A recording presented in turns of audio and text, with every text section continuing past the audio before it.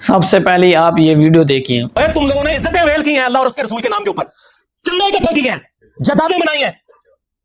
کوئی محنت سے نہیں کمایا تم لوگوں نے, اللہ رسول کے نام کا کھا رہے ہو,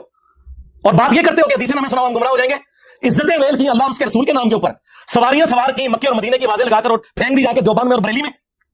غدار ہو تم رسول اللہ کے صلی اللہ علیہ وسلم, پکے غدار ہو.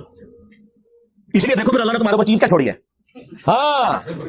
نبی کے جیسا ہے ہی کوئی نہیں, باپ بیٹے شے کوئی نہیں. انجینئر علی مرزا کا دعویٰ یہ ہے کہ کوئی بھی شخص قرآن و حدیث خود پڑھے اور آگے اس کو نقل کرنا شروع کر دے تو اس کی یہ بات بالکل غلط ہے, کیونکہ ایک جلیل القدر صحابی کے بارے میں آتا ہے کہ انہوں نے سورہ بقرہ سیکھنے میں کم از کم 2 سال 6 ماہ لگا دیے, کہ ان کے استاد خود حضور اکرم صلی اللہ علیہ وآلہ وسلم تھے. ایک جلیل القدر صحابی کے بارے میں آتا ہے کہ انہوں نے 2 سال 6 ماہ کے اندر ایک سورت سیکھی, اور ایک طرف انجینئر علی مرزا کہتا ہے کہ کوئی بھی شخص بغیر کسی استاد کے پڑھے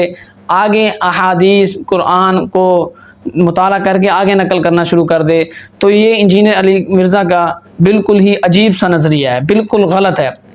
اور دوسری بات, اس کی ویڈیو سے یہ دعویٰ معلوم ہوتا ہے کہ انجینئر علی مرزا یہ کہنا چاہتا ہے کہ دیوبندی اور بریلوی حضرات اللہ اور اس کے رسول کے نام پہ کھاتے ہیں, اللہ اور اس کے رسول کے نام پہ یہ چندے اکٹھا کرتے ہیں, اللہ اور اس کے رسول کے نام پہ یہ مدارس وغیرہ چلاتے ہیں, اور یہ فتویٰ لگاتا ہے اور یہ بات کرتا ہے کہ یہ لوگ گستاخ رسول ہیں. تو انجینئر علی مرزا کی اس بات سے یہ معلوم ہوتا ہے کہ انجینئر علی مرزا اللہ اور اس کے رسول کے نام پہ نہیں کھاتا,